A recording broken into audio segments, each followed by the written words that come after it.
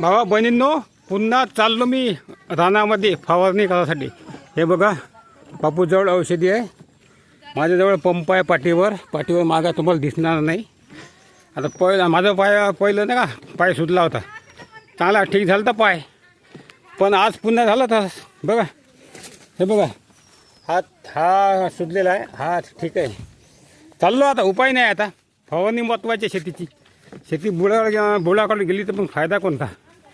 चाललो आता. हे बघा, असं सभोवताली मस्त निसर्ग सौंदर्य आहे. बाकीचे बायासुद्धा येत आहे, कामधामं करायला जाणाऱ्या बाया. कोणत्या देऊ तुम्ही? निंदाले चालले पाया. हो, तपणाला मरतेच ना.